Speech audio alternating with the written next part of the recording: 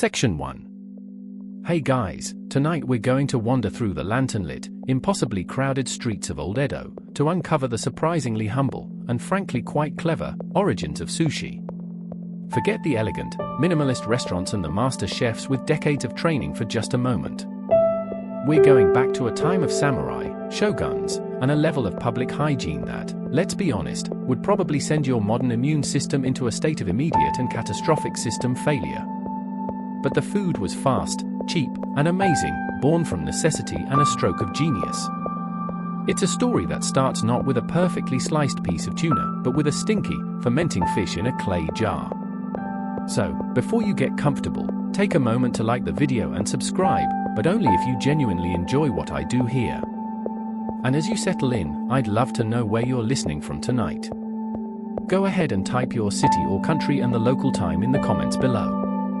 It's always a quiet comfort to know we're all here, in our own corners of the world, sharing this little journey into the past. Now, dim the lights, maybe turn on a fan for that soft background hum, and let's ease into tonight's journey together.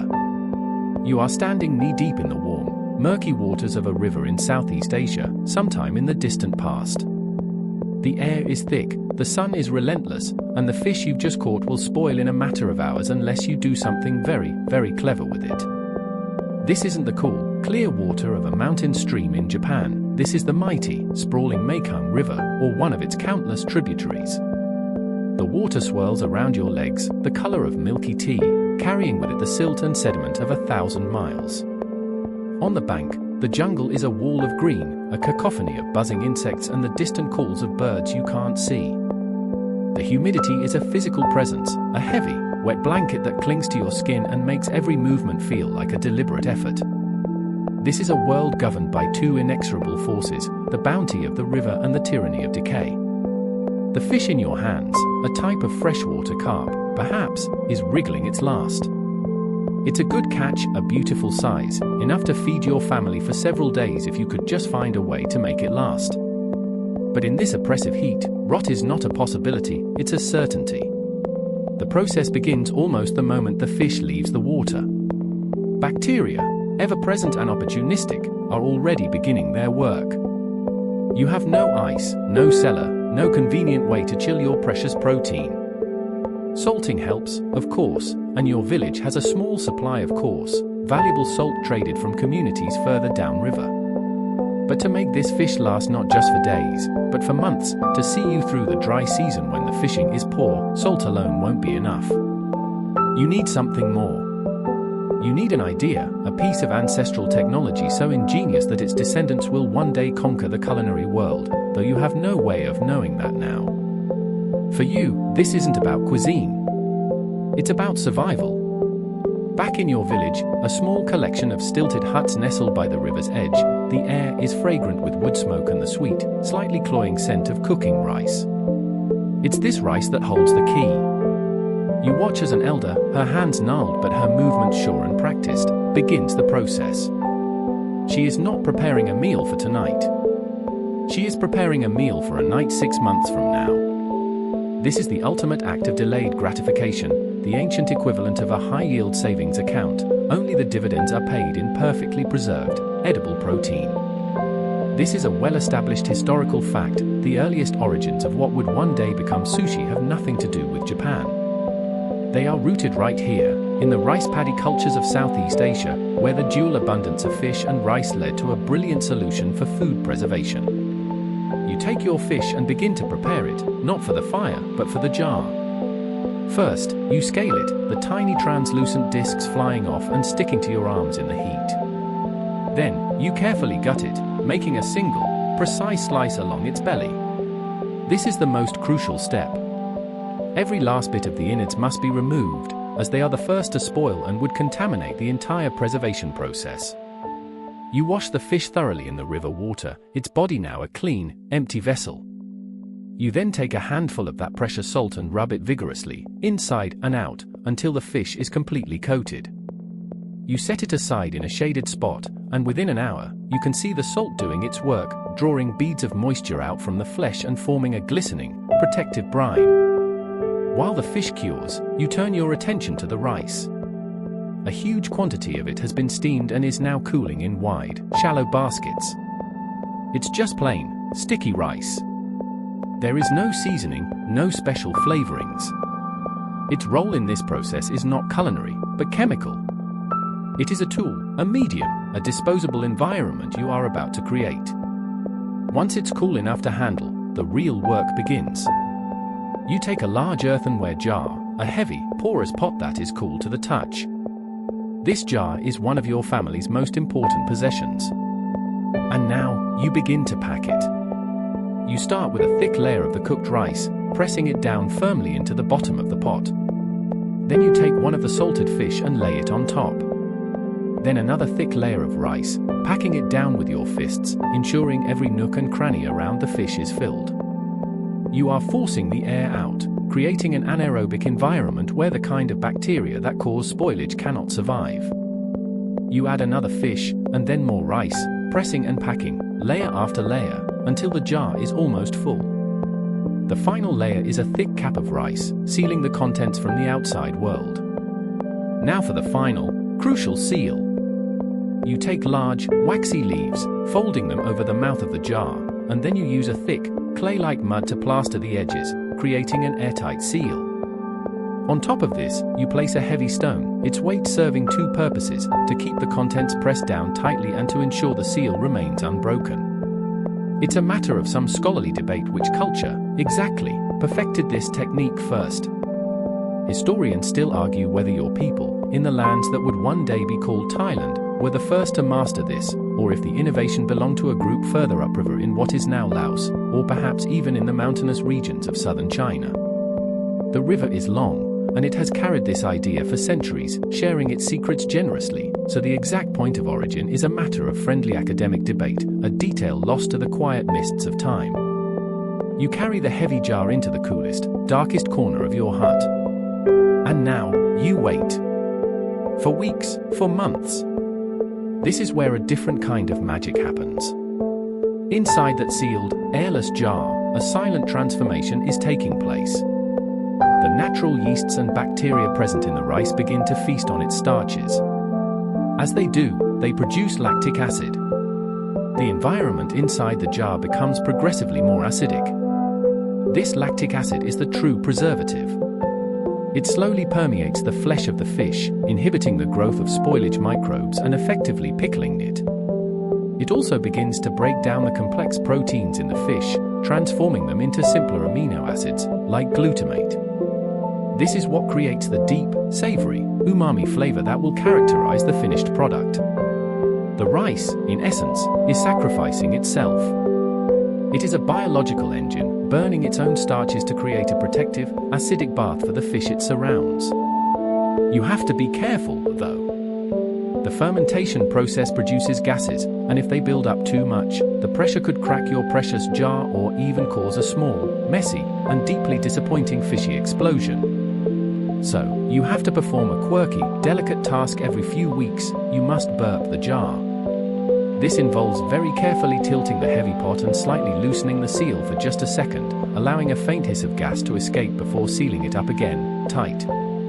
It's a practiced skill. Let too much air in, and you'll ruin the batch. Don't let enough gas out, and you risk disaster. It's a tragic waste of a good fish and, of course, a source of great amusement for your neighbors who will talk about the day your dinner exploded for years to come.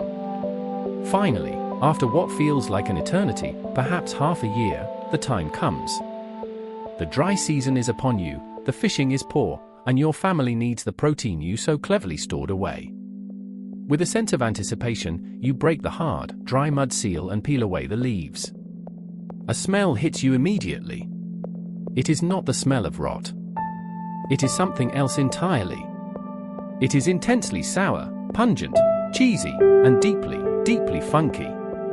It's a smell that would likely make a modern city-dweller gag, but to you, it is the smell of success, of food, of survival. You reach in and pull out one of the fish. It is firm, pickled, and transformed. Its color has changed, its texture is dense. And what of the rice? The rice that made all of this possible. You scrape it off the fish, every last grain. It is now a sour, Pungent, semi-liquid paste, its starches and structure completely broken down by the long fermentation. Its job is done. It is, by all accounts, inedible. So you throw it away. You toss it to the pigs or simply discard it by the riverbank. The hero of this story, the rice, is unceremoniously cast aside. All that matters is the fish. You slice the preserved flesh into thin pieces and your family eats it, its tangy, savory flavor a powerful and welcome taste after a diet of blander foods. You have done it. You have outsmarted the sun. You have bent the forces of nature to your will, using a fish, some rice, and a jar. You have made the very first ancestor of sushi, and the most important ingredient, the rice, was nothing more than garbage. That idea, born of heat and necessity in your riverside village, is too powerful to stay put. It's a secret that refuses to be kept. It begins to travel. It moves from one village to the next, a piece of whispered wisdom shared between fishermen, a technique passed between families as they intermarry. It spreads not as a recipe, but as a concept. Rice can conquer time. Carried in the minds of traders and the bellies of travelers, this technique for preserving fish makes its slow but inevitable journey northward and eastward. It wins its way through the vast, complex cultures of mainland China, adapting and changing as it goes. The type of fish changes, the strain of rice is different, the shape of the pot evolves, but the fundamental principle remains the same. Did the technique travel directly from southern China across the sea, a risky but direct voyage to the shores of Japan? Or did it take a longer, more meandering route, moving through the kingdoms of the Korean peninsula before making the final jump across the strait to the Japanese islands? Scholars today trace pottery styles, analyze ancient trade records, and debate linguistic clues, but the exact path this smelly fish took remains a fascinating puzzle, its precise itinerary lost to history. What we know for sure is that, by the 8th century, it had arrived. And you are there to witness it. You are no longer standing in the murky Meikang. You are now in Noro-era Japan, around the year 720 AD. You might be a minor court official, your days filled with the meticulous grinding of ink and the copying of documents. Or perhaps you're a farmer, your life dictated by the seasons of rice cultivation in the fertile plains surrounding the capital. Either way, you live in a world that is being rapidly and deliberately transformed. The city of Noro is the empire's first truly permanent capital, a marvel of planning and ambition. It is laid out on a perfect grid, a conscious imitation of Chang'an, the glorious capital of Tang China, which is, to you, the absolute center of the civilized world. Everywhere you look, there is evidence of this cultural borrowing. The fashion, the philosophies, the system of writing, all of it has been imported and adapted from the mainland. Most striking of all are the temples. Massive, magnificent wooden structures like the TDIG are rising into the sky, housing enormous bronze statues of the Buddha.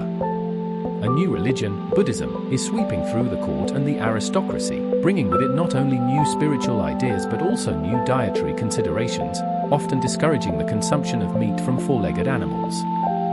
Into this world of refined poetry, political intrigue, and profound spiritualism arrives your old friend, the funky, fermented fish. Here, it is given a new name.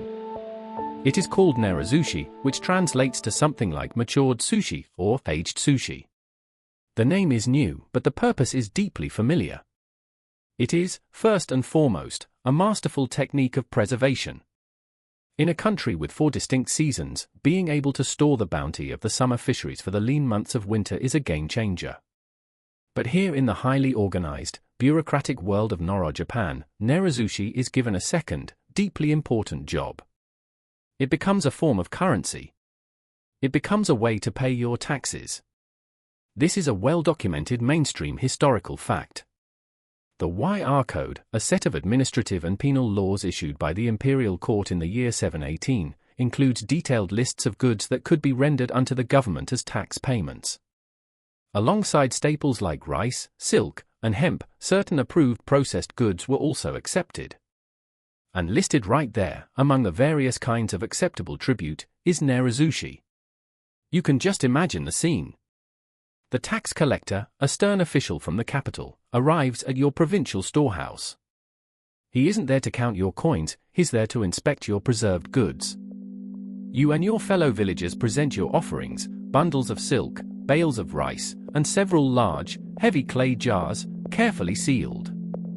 The official orders one to be opened. A villager breaks the seal, and that familiar, powerful, eye-watering aroma of intensely fermented fish and sour rice fills the air. The taxman, perhaps holding a cloth over his nose, inspects the contents, nods in grim approval, and your civic duty is fulfilled for another year. The taxman cometh, and he is not asking for your gold, he is asking for your funkiest fish. The process of making it is much the same as the one you knew by the Meikan, but with local Japanese ingredients. The fish are freshwater varieties, caught in the rivers and lakes that dot the landscape. The rice is the short-grain variety that grows so well in the country's wet paddies. But the most famous, and indeed most infamous, version of nerazushi from this era comes from the area around Lake Biwa, the largest freshwater lake in Japan, located just a short journey from the capital. This is where a particular local delicacy, a quirky and legendary tidbit of food history, is born, funazushi. It's made from a type of indigenous goldfish called nigorobuna, or funa for short. The process can take years, with the fish being salted for a year, and then packed in rice to ferment for 2 or 3 more. The resulting product is a local specialty that survives to this day, and it is renowned for its truly spectacular pungency. To describe the smell of funazushi is a challenge for any writer. It's often compared to a very, very ripe and powerful blue cheese, but with added notes of ammonia and sour vinegar. It's the kind of smell that doesn't just enter your nose, it politely barges its way in, redecorates the place, and then refuses to leave for several days. For you, as a resident of Noro, Japan, this is not a shocking or unpleasant smell. It is simply the smell of preserved food. It is the smell of security. When you open a jar of nerazushi, the first thing you do, just as you did in that riverside hut centuries ago, is scrape off all the rice. The rice, after its long and noble sacrifice, has been reduced to a mushy, inedible, sour paste. Its purpose was chemical, not culinary. You discard it without a second thought. The prize is the fish. You slice the firm, pickled flesh and eat it as is. The flavor is intense, incredibly sour from the lactic acid, with a deep, savory, almost cheesy umami backbone. It makes your mouth pucker and your eyes water slightly. It's a powerful flavor that stands up well when eaten with a large bowl of plain, fresh rice or a cup of sake. This is not the kind of thing you'd serve at a delicate dinner party to impress your sophisticated, poetry-writing boss from the ministry. This is peasant food. This is soldier's food. This is taxman's food. It is practical, durable, and nourishing. It is valued for its longevity, not its subtlety. In the grand halls of the capital, the emperor and his highest-ranking nobles are likely dining on much more refined fare, dishes heavily influenced by the sophisticated culinary arts of Tang China. They eat fresh vegetables, delicate soups, and perhaps carefully prepared game or fresh sea fish brought at great expense from the coast. Your nerazushi is for the storehouses, for the provinces, for the long journeys. It is a food of function. And yet, it holds within it the seed of a revolution. Even now, some people might be starting to nibble at the sour rice paste, perhaps out of extreme hunger or simple curiosity. A thought might be starting to form in the collective consciousness, a question whispered in the culinary shadows. What if the rice didn't have to be garbage? What if the wrapper could be part of the gift? That question will hang in the air for a very, very long time.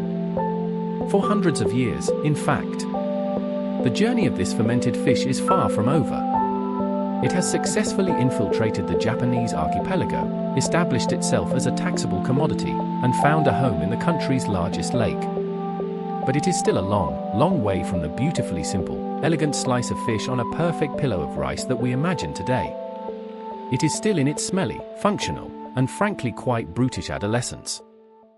That quiet question, born of curiosity, the idea that the rice might be more than just a disposable wrapper, hangs in the air of Noro, Japan. But it is a thought far ahead of its time, a fleeting whisper that is quickly silenced by centuries of tradition. For now, and for a very, very long time to come, the answer to the question, what if the rice didn't have to be garbage, is a firm, unwavering, and communal, it absolutely is garbage. There is no debate, no second thought. Its fate is the rubbish heap, the pig trough, or the compost pile. It is the unsung hero, the forgotten soldier, the scaffolding that is torn down and discarded the moment the building is complete. And this will remain the stubborn truth for longer than the entire lifespan of many modern nations. We are moving forward in time. The year is now, let's say, 850 AD. The imperial court has moved from Noro to a new, grander capital called Heian-ky, the capital of peace and tranquility, which will one day be known as Kyoto. This is the golden age of the Heian period, a time of unparalleled artistic refinement and aristocratic culture. You are now, perhaps, a groundskeeper at a provincial temple, or a merchant son living just outside the glittering capital. From a distance, you hear stories of the life of the courtiers. This is a well-established historical fact. While the rest of the country was preoccupied with agriculture and survival, the nobles of Heian-ky were creating one of the most aesthetically obsessed cultures in human history. They live in a world of exquisite subtlety. Their days are filled with poetry contests, where the slightest misstep in verse can lead to social ruin. They play games where they must identify dozens of different blends of incense by scent alone. They wear 12 layers of perfectly color-coordinated silk robes, with a combination of colors changing meticulously with the seasons. Their lives are a form of living art, captured in breathtaking detail in books like The Tale of Genji.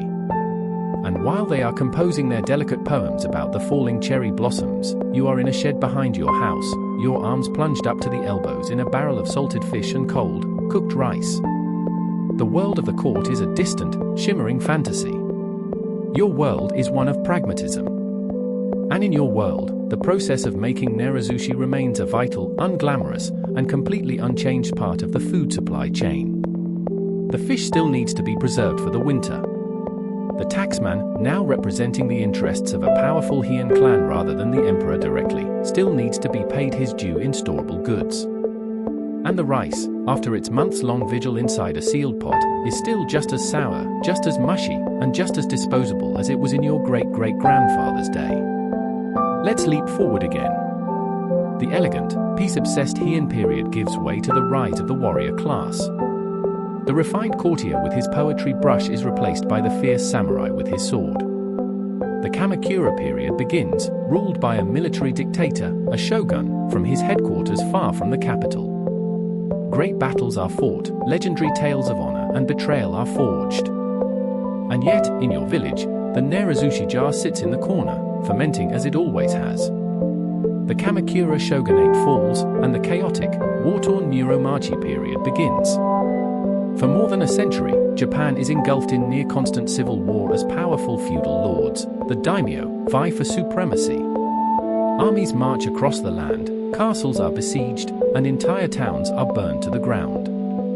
And yet, in the quiet moments between the chaos, a farmer still packs his tuna fish in rice, seals the jar, and waits. Through dynasty after dynasty, through peace and through war, through ages of art and ages of steel, the fundamental truth of the nerazushi process remains stubbornly, reliably the same: you throw the rice away.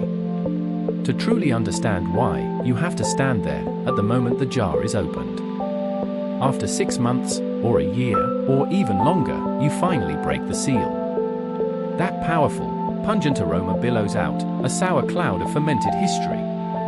You reach in and pull out the fish, firm and perfectly preserved. And then you are left with the rice. Imagine plunging your hand into the pot. It is not rice anymore, not in any sense you'd recognize. It is a thick, gooey, almost liquid slurry. It has the consistency of a thick, lumpy porridge that has been left out for a week. There are no individual grains left, just a cohesive, sticky paste. The color is a dull, unappetizing grayish yellow. Its smell is an overwhelming wave of pure acidity, like sniffing a bottle of industrial-strength vinegar with notes of old cheese. If you are brave, or perhaps just foolishly curious, you might dip a finger in and taste it. The flavor is a violent assault on the tongue. It is intensely, punishingly sour. There is no subtlety here, no gentle tang. It is the kind of sourness that scrubs your palate clean and leaves your teeth feeling strangely chalky. There is no balancing sweetness, no savory depth. It is just a flat, one-dimensional, acidic blast. It's less of a side dish and more of a dare. This rice has the taste and texture of a chemical agent, which, in essence, is what it is. Its sole purpose was to generate lactic acid, and it performed that job with ruthless efficiency, sacrificing every last bit of its own culinary potential in the process. Let's consider another, more respected, use for rice paste in medieval Japan. A quirky but common tidbit of daily life was the use of rice glue, known as sokui. To make it, you would simply cook rice to a very soft consistency and then mash it into a smooth, thick paste. This sokui was a wonderfully effective, all-natural adhesive. It was used to glue together paper for sliding screens, shoji, to construct paper lanterns, and to mend tears in books and scrolls. It was a household staple. Now, consider the fermented rice paste from your nerazushi jar. It already has the consistency of glue, so you might wonder if it could be used for that. But it would be a terrible choice. It's too wet, too acidic, and it would likely attract insects and mold. More importantly, it would make your house smell like a jar of funky fish forever. So the fermented paste isn't even useful as a craft supply. It is a substance whose only virtue was its former proximity to a fish. This utter disposability leads to a fascinating question for food historians. It's a matter of some debate if, in times of extreme famine or widespread poverty, some desperate individuals might have tried to stomach the sour rice paste. On one hand, some historians argue that in a pre-modern world, true waste was a luxury few could afford. Surely, they suggest, someone found a use for this calorie-rich slurry, perhaps by boiling it with other grains or edible weeds to dilute the overpowering sourness and make it palatable. On the other hand, food scientists and more pragmatic historians counter that the stuff would have been so profoundly unappetizing and potentially hard to digest that it was likely seen as not worth the effort, even in hard times. While it's possible that the absolute poorest of the poor, on the brink of starvation, might have choked it down, all available evidence and simple common sense suggest that for the vast majority of people, for century after century, the rice was considered garbage. It was food for the pigs, if the pigs were brave enough to eat it. Imagine trying to explain this concept today. You buy a product, a large jar of something from the supermarket, and the instructions on the label say, open, remove the part you want, and immediately discard the other 60% of the contents of this jar. It's a business model that would give a modern marketing executive a collective aneurysm. But for the entire medieval period in Japan, this was the unquestioned reality of nerazushi. The word sushi itself referred only to the sour, preserved fish. The idea of sushi rice as something to be carefully prepared and savored simply did not exist. The rice was the process, not the product. It was the faithful, smelly, and utterly disposable guardian of the fish, and for its loyal service, it was rewarded with a one-way trip to the compost heap. For century after grinding century, the scene has remained the same. A jar is opened. A fish is removed. And a sour, sticky paste of sacrificial rice is unceremoniously tossed onto the rubbish heap. It is a tradition as fixed and unchanging as the rising of the sun. But traditions, no matter how ancient, are not immune to the most powerful force in human history, impatience. For centuries, patience was the key ingredient in making nerazushi. And then, one glorious day, sometime during the long, chaotic, and innovative Muromachi period, someone, somewhere, decided that patience was for monks and courtiers with far too much time on their hands. That person, whose name is lost to history, looked at the months-long waiting game, at the pile of wasted rice, and had a thought. A simple, beautiful, world-changing thought: this is ridiculous. There has to be a faster way. You are that person. You are standing in your kitchen, a place of practicality and burgeoning commerce. The world outside is no longer the static, graceful court of he and KY. It is a world in flux. The authority of the shogun is weak, and feudal lords are constantly at war, but beneath this turmoil, towns are growing into cities. A powerful merchant class is on the rise. Money is circulating. New trade routes are opening up. Life is accelerating, and time, for the first time, is starting to feel like money. You are a part of this new world. You are a cook, perhaps, or a merchant who sells food, and you need a product you can turn over quickly. You cannot afford to wait 6 months for your inventory to mature. You need something now. You look at the nerazushi process with fresh, critical eyes. You break it down to its essential purpose. What is the entire point of that long, slow fermentation? It is to make the rice produce lactic acid. What is the point of the lactic acid?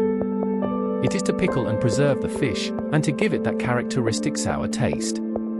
The sourness is the key. So, your brilliant, impatient mind makes the leap. What if you just skipped the entire fermentation part? What if, instead of waiting months for the rice to become sour, you just made it sour from the very beginning? And how would you do that? The answer is sitting right there on a shelf in your kitchen. It's a common, everyday staple used for pickling vegetables and making sauces. It is rice vinegar. It feels like a cheat, a flagrant violation of centuries of tradition. But you decide to try it anyway. You cook a fresh batch of Japanese short-grain rice. As it cools, steaming gently in a large wooden tub, you take your bottle of rice vinegar, or komazu, and you splash a generous amount over the glistening grains. You add a pinch of salt to round out the flavor. Maybe, just maybe, you even add a spoonful of a sweetener like amazake, a fermented rice drink, to balance the acidity. You take a paddle and you fold it all together, carefully, so as not to mash the grains. The steam rising from the rice carries the sharp, sweet, tangy aroma of the vinegar. You take a small taste. It's a revelation. It is not the punishing, one-dimensional sourness of the old fermented paste. It is a bright, clean, complex tang that makes your mouth water. The rice is perfectly cooked, each grain distinct. It is, in its own right, delicious. This is the moment. This is the revolution. This is the mainstream historical fact that changes everything. Sometime during the Muromachi period, the practice of adding vinegar directly to cooked rice was born, creating what was known as hyazushi, or fast sushi. And for the first time in history, the rice was not the garbage. The rice was part of the meal. The fish and the rice were finally, after a millennium of separation, being prepared to be eaten together as a single, cohesive dish. The long, tragic divorce was over. Now you have your seasoned, vinegared rice. You also have your fish, perhaps lightly salted or cured for a short time. What do? You invent a new way to assemble them. You take a small wooden box, a simple but clever device called an oshibako. This box will become the vessel for a new kind of sushi that will dominate the culinary scene for centuries, especially in the great merchant city of Osaka. This is a quirky, wonderful tidbit of sushi's evolution, the birth of oshizushi, or pressed sushi. You start by arranging your topping in the bottom of the box. It might be a beautiful, silver-skinned sliver of mackerel that has been cured in salt and vinegar. Then, you pile your freshly made vinegared rice on top of it. You fill the box to the brim. Then you place the wooden lid on top, and you press down. Hard. You might use a heavy stone, or you might just put the box on the floor and stand on it for a few minutes. It's a piece of kitchen technology that works by sitting on it, a level of ergonomic genius we can all admire. The pressure compacts the rice and the fish together, melding their flavors. It's a rapid infusion, a quick way to get the two ingredients to know each other. After a few minutes of pressing, you remove the lid and carefully lift the wooden frame of the box away. What you are left with is a perfect, rectangular cake of rice and fish. It is neat, geometric, and beautiful to look at.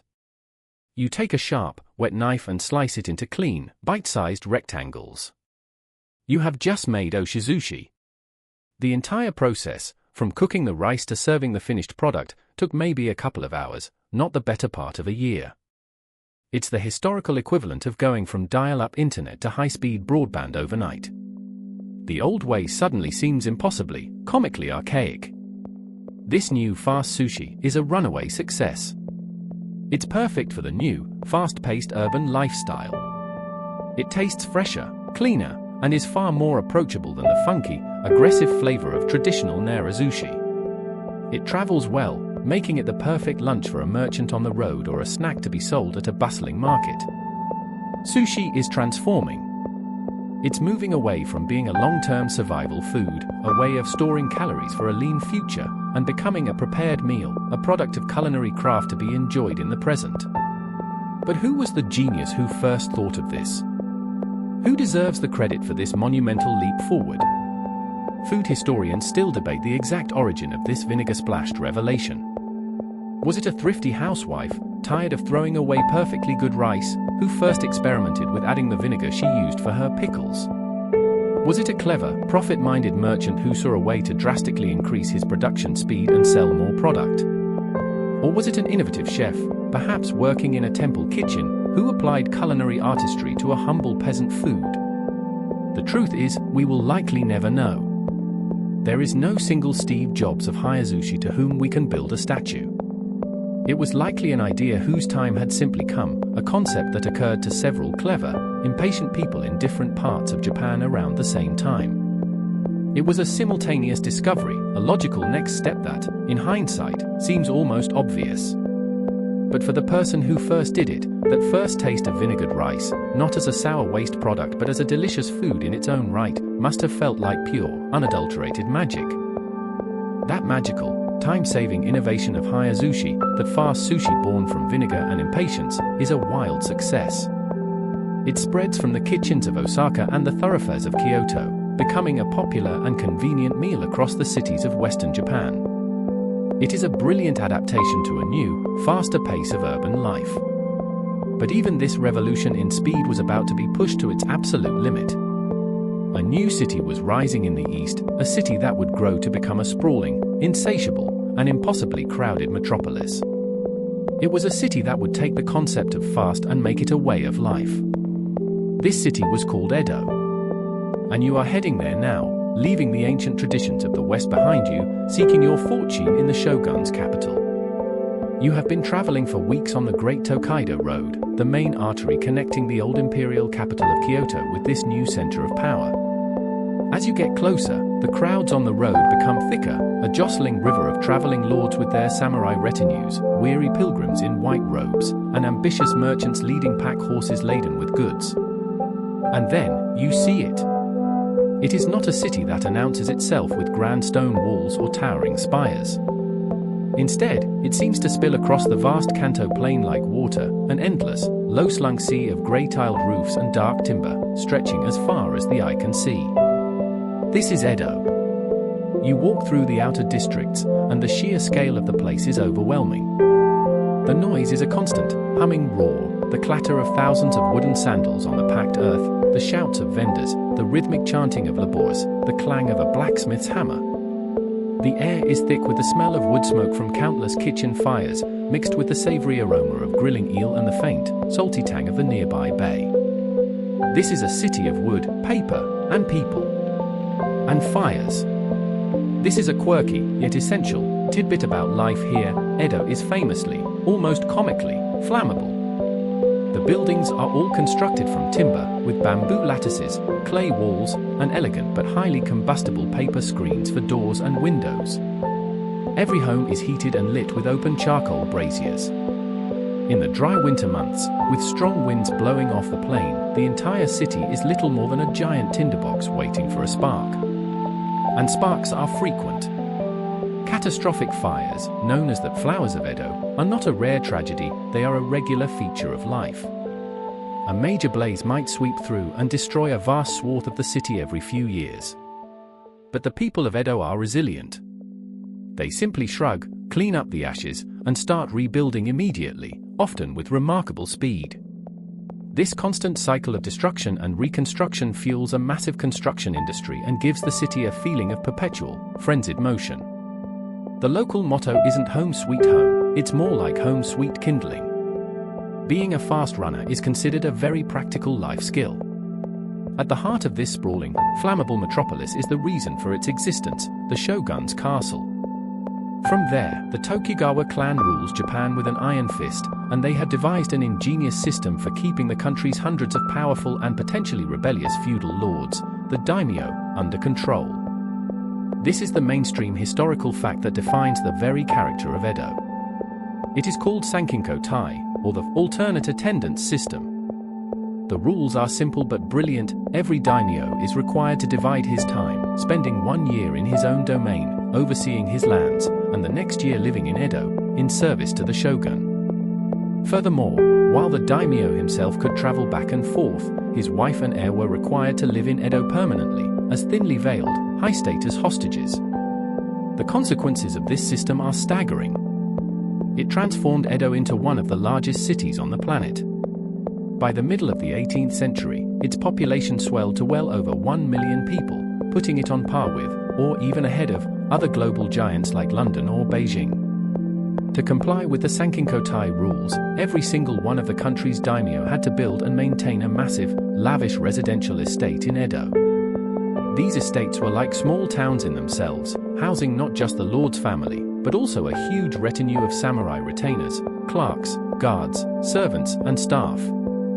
Then consider the enormous number of construction workers, artisans, merchants, and laborists needed to build and service these estates, and to cater to the needs of this massive, rotating population. Imagine if the governor of every state had to spend every other year living in the capital, and they had to bring thousands of their staff with them to live in purpose-built mansions. The economic and social impact would be immense. This created a very peculiar social dynamic in Edo. Historians continue to debate the exact numbers, but most agree that the Sankinkotai system led to a dramatically skewed, male-dominated population. With all the samurai, servants, and laborists pouring into the city for their tours of duty, often leaving their families behind in the provinces, Edo was teeming with bachelors. Some estimates suggest there may have been nearly 2 men for every woman. These men were often living in cramped, multi-unit row houses called nagaya, which typically had very small, shared, or non-existent kitchen facilities. They worked long hours. They had a bit of disposable income in their pockets from their stipends or wages. And after a long day of guard duty, hauling timber, or serving a demanding lord, the last thing they wanted to do was go back to their tiny room and try to cook a meal over a smoky charcoal brazier. Edo was a city filled with the 18th century equivalent of guys whose kitchens contain only a single, questionable pot and a jar of pickled radishes. They weren't cooking. Ever. What they needed was food that was fast, cheap, filling, and could be eaten on the go, standing up. And so, Edo became the undisputed fast food paradise of the pre-modern world. The city streets, especially in the bustling shonin or commoner districts, were an endless buffet. An army of street vendors emerged to meet the colossal demand. There were stalls selling hot bowls of soba noodles, skewers of grilled chicken, deep-fried vegetables, and shrimp known as tempura, and cuts of freshwater eel grilled over charcoal and lacquered with a sweet soy sauce. The city ran on this street food. It was the fuel that powered the carpenters rebuilding a district after a fire, the guards standing watch at a daimyo's gate, and the merchants haggling in the marketplace. Into this hypercharged environment comes oshizushi, the pressed, fast sushi that had been born in the West. It was a great product, but in the context of Edo, it still had a slight drawback. It took time to press in the box, and it needed to be sliced before serving. It was fast, but was it Edo fast? In a city where speed was everything, where a customer might have only a few moments to grab a bite before rushing off to their next task, could the process be streamlined even further? The stage is now perfectly set. You have a city with a seemingly infinite demand for quick, single-serving meals. You have a massive population of hungry men with money to spend. And right at the city's doorstep is Edo Bay, a rich source of fresh fish and seafood. All the ingredients are here, waiting. The market is primed. The culinary technology has evolved. All that is needed is one more spark of impatient genius, one final innovation to create the ultimate fast food, a dish that could be made to order, in seconds, right before a customer's eyes. The city of Edo is a vast, hungry organism, and its lifeblood flows through its streets. The demand for quick, cheap, and satisfying food is a relentless, driving force. And the answer to this demand is not found in grand restaurants or established inns. It is found in the humble, brilliant, and ubiquitous yatai. This is the physical and social infrastructure of Edo's fast food obsession, the thousands of mobile food stalls that appear as if by magic every single evening, transforming the city's thoroughfares into a sprawling, open-air food court. As the sun begins to set, casting long shadows from the rooftops of the temples and merchant houses. You find yourself hungry, your wages for the day's work tucked securely in your sash. You join the river of humanity flowing through the streets, and you begin to see them. At first, it's just one or two, but soon, they are everywhere, lining the broad avenues and clustered in the bustling squares. These are the yatai. Each one is a masterpiece of compact, portable design. Forget the modern food truck with its rumbling generator and stainless steel interior. The yatai is a far more elegant, human-powered solution. It is essentially a large, cleverly designed wooden cart, often with two sturdy wheels at one end and two legs at the other. The whole structure is designed to be perfectly balanced so that it can be tilted and pushed like a wheelbarrow, or, more impressively, hoisted onto the shoulders of its owner via a long carrying pole.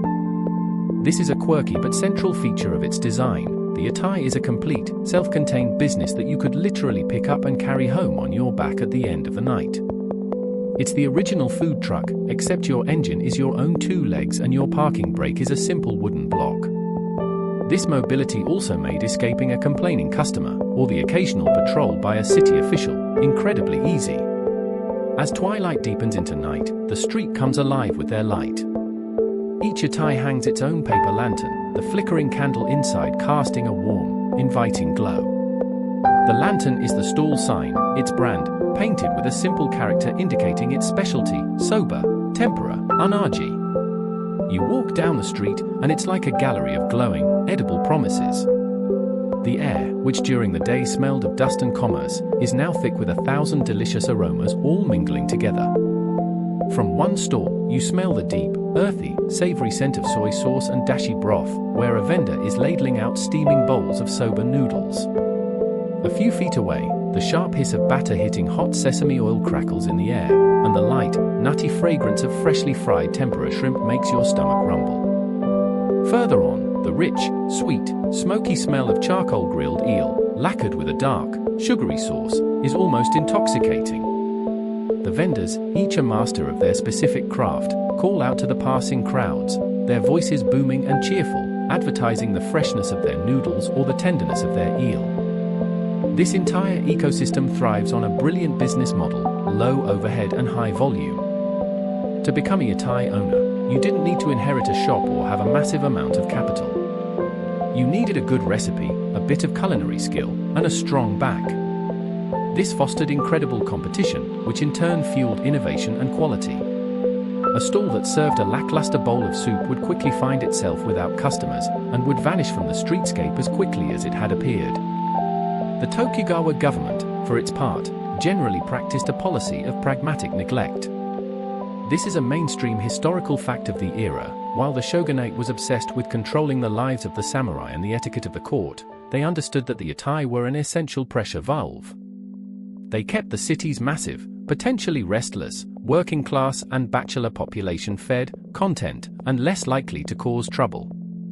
They might occasionally issue regulations about where stalls could set up or what hours they could operate, but for the most part, it was a thriving, self-regulating, and vital part of the city's informal economy. But the yatai is more than just a place to eat. It is the social hub of the commoner's world. You walk up to a popular soba stall. There's no seating, of course. You just find a space at the smooth wooden counter. Standing elbow to elbow with you is a carpenter, his clothes still dusted with fine wood shavings, and a low-ranking samurai, his two swords tucked into his sash, and a fishmonger from the nearby market. In the stratified society of Edo, this is one of the few places where different classes can literally rub shoulders. You order a bowl of noodles and a small, warm cup of cheap sake. As you slurp your noodles, you listen to the conversations around you. The carpenter is complaining about the price of lumber. The fishmonger is sharing gossip about a scandal involving a wealthy merchant. The samurai is quietly grumbling about his meager stipend. It's the city's newsroom, its pub, its neighborhood watch meeting, all conducted while standing up and trying not to spill hot soup on the person next to you. Of course, not everyone saw the yatai in this romantic light. There is a matter of historical debate about their contemporary reputation. While we now look back on them as a charming and vibrant part of Edo culture, it's worth considering the perspective of, say, a wealthy silk merchant who owns an established, respectable storefront. He might have viewed the noisy, smoky, and slightly disreputable stalls that popped up outside his shop every evening as a public nuisance. He might have wrinkled his nose at their questionable hygiene and the boisterous, sake-fueled conversations of their customers. So were they a beloved institution or a necessary evil? The truth, as always, probably lies somewhere in the middle. For the upper classes, they were a loud, messy, but tolerable part of the city's chaos. For the working man, they were a lifeline and a community center. Within this bustling, competitive ecosystem, you would also find the sushi stalls. The oshizushi, or pressed sushi, that had migrated from Osaka, had its place here. The sushi vendor's yatai would be neatly organized, with a wooden tub holding his perfectly seasoned vinegared rice, a box of pre-cooked or cured fish toppings like shimmering mackerel or stewed clams, and his trusty oshibako, the wooden press. A customer would order, and the vendor would assemble the box, press it, slice the resulting cake of sushi, and serve it. It was fast, certainly faster than the old narazushi, but it wasn't instantaneous. It still involved a few minutes of assembly and pressing. In the world of the Edo yatai, where every second counted, and where a soba vendor could serve a customer in the time it took to ladle soup into a bowl, those few minutes felt like an opportunity. An inefficiency. There was a space in the market for something even faster, something that could be made to order, one piece at a time, in the blink of an eye. The yatai was the laboratory, and all the components were present. The final experiment, the one that would define sushi for the rest of its history, was about to begin. Amid the vibrant chaos of the Edo yatai scene, amidst the steam from the noodle pots and the sizzle of the tempura, you notice one particular sushi stall. It's set up in the bustling Rigoku district, a prime location right near the city's main sumo wrestling arena and the popular Iko-in temple. This area is a perpetual whirlwind of activity, teeming with hulking sumo wrestlers on their way to training, boisterous crowds coming from a match, and pious visitors paying their respects. It is a river of hungry people. And at this stall, you see a man who seems to embody the frenetic energy of the neighborhood itself. He moves with a sharp, almost violent efficiency. His eyes are intense, missing nothing. His hands are a blur. This is Hanaya Yohei. And he is about to change everything. He is not, in fact, a native of Edo. This is a crucial part of his story. Hanaya Yohei was born around 1799 in the distant province of Eshin, and like so many thousands of ambitious young men, he came to the great city of Edo to seek his fortune. But he adopted the spirit of his new home with a convert's zeal. He became the quintessential Edoko. This is a quirky but vital concept for understanding the culture of the time. An Edoko was a true child of Edo, supposedly born and raised in Edo, bathed in the city's tap water. The archetypal Edoko was bold, plain-spoken, and fiercely loyal to their city. They were said to be swaggering, a little arrogant, and possessed of a famously short temper, but also quick to forgive. And most importantly, they were allergic to sluggishness. An Edoko did not dawdle. They also had a peculiar relationship with money, famously claiming not to keep their earnings overnight, meaning they spent their cash as quickly as they made it, usually on pleasures like the kabuki theater or a good meal. Hanaya Yohei was the Edoko chef personified. He was impatient, he was a brilliant showman, and he wanted his customers' money in his hand before they had even fully formulated their order. You, as a hungry customer, approach his stall. Right now, in the early years of his career, he is selling the same oshizushi, or pressed sushi, as his competitors. You watch his process. He takes an order for one portion of mackerel sushi. With practiced speed, he lays the slice of cured fish in his oshibako, the wooden press. He scoops a portion of vinegared rice from his tub and packs it on top. He places the lid on and gives it a firm, quick press. He then lifts the frame, takes his knife, and slices the resulting block into neat pieces, arranging them on a bamboo leaf for you. The whole thing takes him perhaps a minute, maybe a little less. He is faster than anyone else. But as you watch him, you can see a flicker of frustration in his eyes. He glances at the soba stall next to him, where the vendor has just served 3 customers in the time it took him to serve 1. A minute, in the hyperspeed economy of the Edo yatai, is an eternity. For a man with the Edoko spirit, making a customer wait for 60 seconds feels like a personal failure. Yohei was the kind of chef who likely viewed a slow customer as a personal insult and a slow process as an existential threat to his business. The wooden box, the oshibako, which had been the very symbol of sushi's great leap forward into the world of fast food, has now become an obstacle. It is the bottleneck. It is the piece of legacy code that is slowing down his entire system. And as Yohei stands there, day after day, pressing and slicing, a revolutionary idea begins to ferment in his sharp, impatient mind. He watches the hungry crowds, the men who want to eat now, not in a minute. He feels the rhythm of the city, its relentless demand for speed and immediacy. And he knows there has to be a way to get rid of the box. This brings us to a classic historical debate, the great man theory of history. Was Hanaya Yohei a singular, once-in-a-generation genius who invented the next stage of sushi entirely on his own, out of thin air? Or was he simply the right man, with the right personality, in the right place, at the right time? Historians still discuss this. It's very likely that other, nameless chefs in the back alleys of Edo were also experimenting.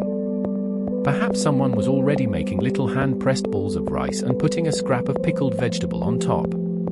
But history is not always about who did it first, it's often about who did it best, who perfected it, and who had the charisma and business acumen to make it famous. Yohei may not have been the sole inventor of what was to come, but he was, without a doubt, its greatest popularizer. He was the one who put all the pieces together, the fresh ingredients, the new technique, the showmanship, the prime location, and turned it into a cultural phenomenon. The mainstream historical view solidifies around him. It is Hanaya Yohei, around the year 1824, who is officially credited with the invention of edamame nigirizushi, the fresh, hand-pressed sushi that is the direct ancestor of almost every piece of sushi you would eat in a restaurant today. He is the pivotal figure. But that fame is still a few years away. For now, he is just a frustrated yatai owner, staring at his equipment with a growing sense of contempt. Imagine him late at night, long after the last sumo wrestler has stumbled home and the lanterns have been extinguished. The streets of Rigoku are finally quiet. He is cleaning his stall, the scent of rice vinegar still hanging in the cool night air. He scrubs his cutting board, washes his knives. And he looks at the oshibako. This simple wooden box is the source of his livelihood, but it is also the source of his profound frustration. It represents a delay, an inefficiency, a barrier between the fresh fish of Edo Bay and the mouths of his hungry customers.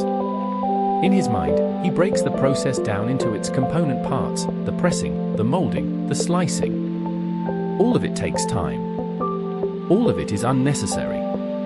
The question that burns in his Edoko soul is simple and powerful. How do I serve a perfect piece of sushi right now? How do I make it instantaneous? How do I take the freshest possible fish, combine it with a perfect portion of rice, and place it in a customer's hand in the time it takes them to say what they want? The answer will not involve a box. It will involve nothing more than his own 2 hands. He is on the verge of a breakthrough that will not only secure his fortune but will define Japanese cuisine for the next 200 years. The humble street stall is about to become a stage for one of history's great culinary inventions. The box has to go. The pressing has to go.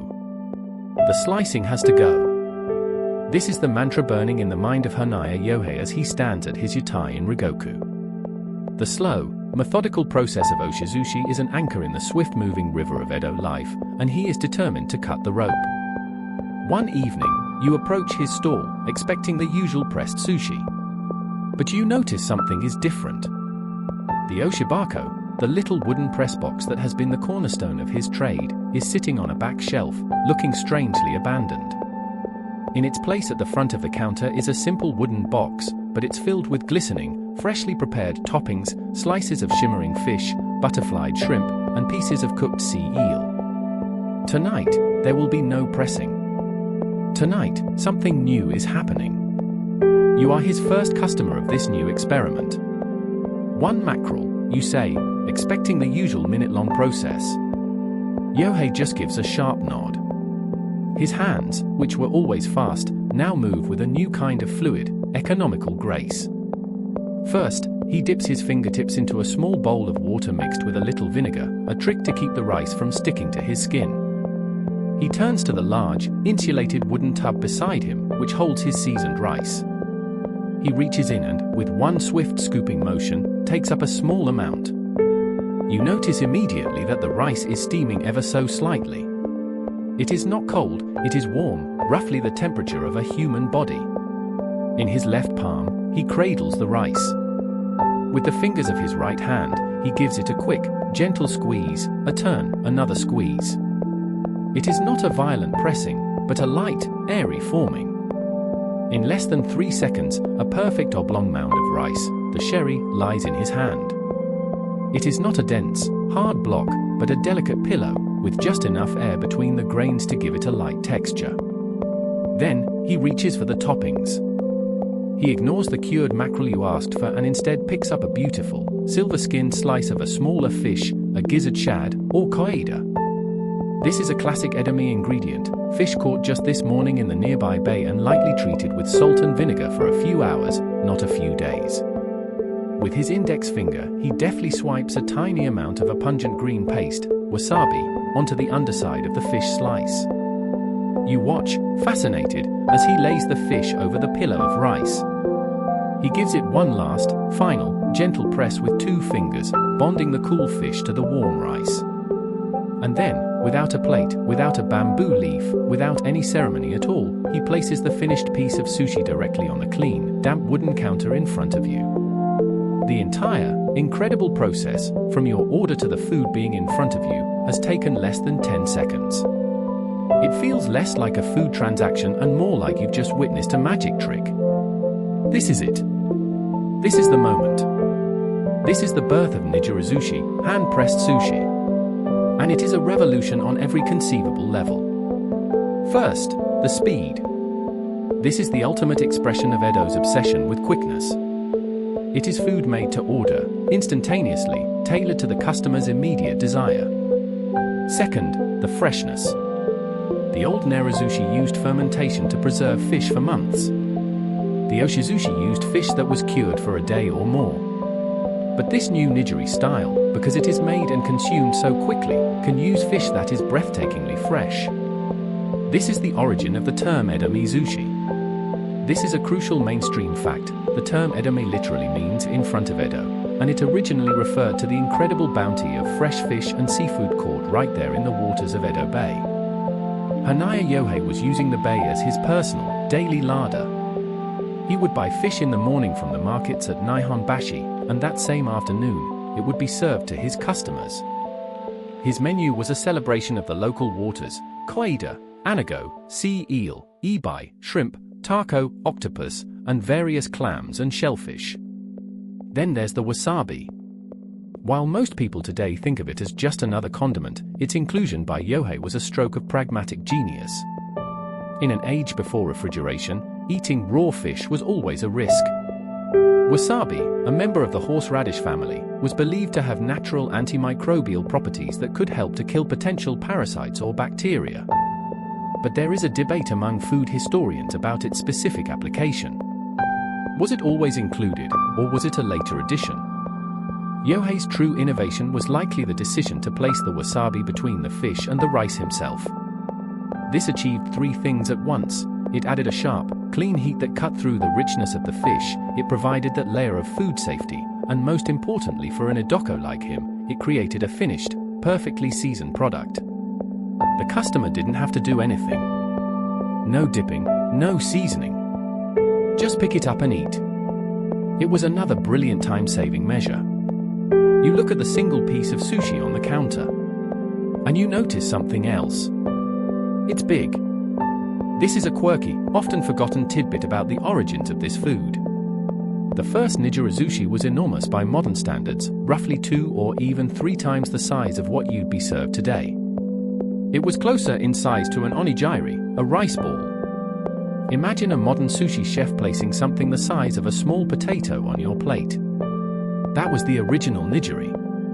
This wasn't meant to be a delicate, one-bite morsel for a multi-course tasting menu. This was a substantial, filling, and cheap snack designed to satisfy a hungry carpenter or a sumo wrestler in just a few bites. You pick it up with your fingers, chopsticks would be too slow and fussy for this environment. You bring it to your mouth. The first thing you notice is the temperature contrast, a sensation no one had ever experienced with sushi before. The rice is still faintly warm, almost at body temperature, while the fish on top is cool and sleek. As you bite into it, the lightly packed rice begins to fall apart in your mouth, melting away. The flavor is a perfect symphony, the clean, oceanic taste of the fresh fish, the bright, sweet tang of the vinegared rice, and then a sudden, sharp, exhilarating kick from the wasabi that shoots right up through your sinuses before vanishing just as quickly. It is unlike anything you have ever tasted. It is clean, complex, and deeply satisfying. It is the taste of the sea, the taste of the earth, and the taste of pure, unadulterated speed. Word of Hanaya Yohei's creation spreads through the alleys and avenues of Edo like one of the city's famous fires. His stall is no longer just a place to eat, it is a destination. It is a performance. He is not just a cook, he is an artist, a culinary showman. His yatai is his stage, his hands are the dancers, and his nijirazushi is the show. He has single-handedly created not just a new dish, but a new culture, a new ritual, a new way of eating that is perfectly in tune with the soul of his adopted city. Hanaya Yohei's nijirazushi is more than just a culinary innovation, it is a cultural earthquake. It spreads through Edo with astonishing speed, and his stall in Rigoku becomes the epicenter of this new phenomenon. To go there is not just to get a meal, it is to participate in a new kind of urban ritual. And like any ritual, it has its own set of sacred, unwritten rules. These are not posted on a sign. They are absorbed through observation, enforced by the withering glare of Yohei himself, and understood by every regular who jostles for a place at his counter. As a seasoned customer, you now know this dance by heart. You can spot a newcomer, a country bumpkin, by the way they hesitate, their movements clumsy and uncertain. But you are a pro. You move with the confident, efficient grace of a true Edoko. The first and most fundamental rule is this: you eat with your hands. As you squeeze into a spot at the crowded counter, you don't look around for chopsticks. Chopsticks are for a formal meal, for leisurely picking at pickles or scooping soup. Here, at the high temple of speed, they are an unnecessary and inefficient affectation. Yohei would have absolutely zero patience for a customer who spent a full minute fumbling with 2 sticks of bamboo, only to have the rice pillow disintegrate into their soy sauce. Such a crime against efficiency would likely get you summarily ejected from the stall, your reputation in tatters. No, you use the tools you were born with. When Yohei places a magnificent, glistening piece of nigiri on the counter before you, you reach out with your thumb, index, and middle fingers. You pick it up gently, feeling the warmth of the rice and the cool, smooth texture of the fish. It is a direct, tactile connection with your food. This leads directly to the second rule, which governs the crucial act of applying soy sauce. There are no individual dipping bowls here. That would mean more clutter, more washing, and more wasted time. Instead, there is a single, communal earthenware pot of shoyu on the counter. This is a mainstream historical fact of the era. The mass production of high-quality soy sauce, particularly from nearby areas like Chiba, had made it an affordable and indispensable part of Edo's flavor profile. But how do you get the soy sauce from the communal pot onto your single piece of sushi? You use the brush. Next to the pot rests a small, stubby brush made from bundled and tied hemp fibers. You pick up your nigiri, and this is key, you turn it upside down so the fish side is facing downwards. Then you take the communal brush, dip it into the shoyu, and give the fish a single, light painting. This technique is brilliant. It ensures the soy sauce seasons the fish, not the rice. If you were to dip the rice side in, the porous grains would instantly soak up too much liquid, making it overwhelmingly salty and causing the delicate pillow to fall apart, a true rookie mistake. The shared brush, of course, is a beautiful system of communal trust and also a fantastic way to become intimately acquainted with the germs of your entire neighborhood. What it lacked in modern sanitation, it more than made up for in community spirit. The third rule is one of humility and trust: you eat what the chef gives you. There is no menu at Hanaya Yohei's stall. You do not ask for a specific fish. You do not make special requests. To do so would be an insult to the master. Yohei is the expert. He was at the fish market at dawn. He knows what is freshest, what is at its peak flavor on this particular day. He is not just a cook, he is a curator. He places a piece of sharp, oily koide in front of you. You eat it. Then, he follows it with a piece of soft, sweet, braised clam. You eat it. He is building a flavor progression, creating a small, edible story for you, one piece at a time. The modern concept of ordering à la carte is absent here. You are on Yohei's culinary journey, and your only job is to keep up. This system also brilliantly eliminates the time wasted by indecisive customers, keeping the human conveyor belt moving at maximum speed. This brings us to the fourth and perhaps most important rule of all: you do not linger. Yohei's Yatai is not a cafe for whiling away the afternoon. It is a pit stop. It is a refueling station. The tiny amount of counter space is some of the most valuable real estate in the entire city. To occupy it for longer than is absolutely necessary is a cardinal sin. The proper etiquette is to eat the 2, 3, or maybe 4 pieces of sushi the chef places before you, pay your dues, and then immediately give up your spot to the next hungry soul waiting behind you. The entire interaction, from stepping up to the counter to walking away with a full belly, might take 5 minutes, tops. You are there to eat, not to socialize. The socializing happens in the general hubbub of the street, not at the counter itself. The payment for this lightning-fast meal is a quirky and charmingly simple affair. The price per piece is incredibly cheap, just a few small coins. There is no written bill. Yohei, with his sharp eyes, simply keeps a mental tally of what you've eaten, or perhaps makes a small chalk mark on a slate. You had 3 pieces? You hand him the correct number of coins from your sleeve, he nods, and the transaction is complete. Trust and efficiency are the currencies of the day. And as for how much to eat in one bite? This is a fun matter of scholarly debate. Sushi purists today will often insist that a piece of nigiri must be consumed in a single, perfect mouthful.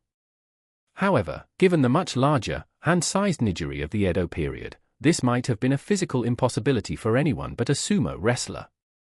It's more likely that the one-bite rule is a modern affectation of refinement. In Yohei's time, the only real rule was don't take all day. Whether you dispatched it in 1 heroic gulp or 2 more manageable bites was your own business, as long as you did it quickly.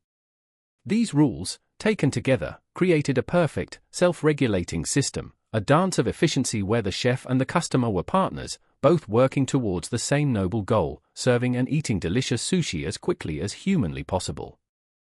You have now mastered the intricate dance of the Edo sushi stall.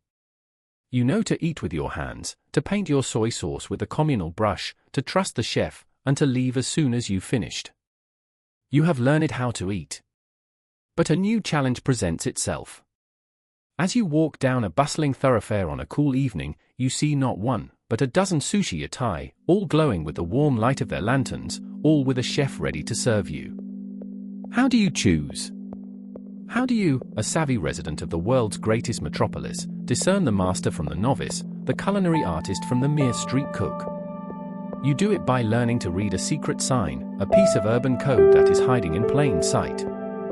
You learn to read the curtain. Hanging from the front of every yatai, just as it hangs from the entrance to every respectable shop, temple, and bathhouse in the city, is a noren. This is the short, handsome fabric curtain, usually made of sturdy indigo-dyed hemp or cotton, that is split into panels to allow customers to pass through easily.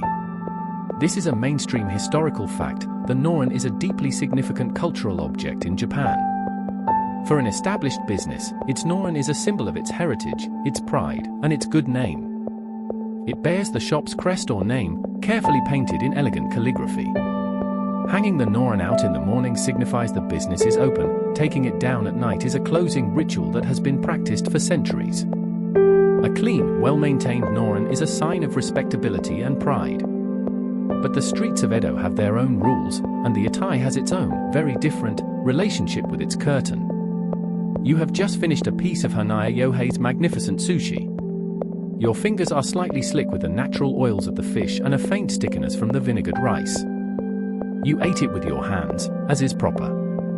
But now what? There are no paper napkins, that would be a wasteful expense. There is no hot, damp towel, and oshibarai, as you might find in a fine restaurant. That would be an impossible luxury at a busy street stall. You look around for a solution. And you find one. It is the most convenient, absorbent, and readily available piece of fabric in your immediate vicinity. It is the noren, hanging at eye level, just inches from your face. So, you do what every other customer at this stall does. Casually, without drawing attention to yourself, you turn your body slightly and give your fingertips a quick, discreet wipe on the fabric of the curtain.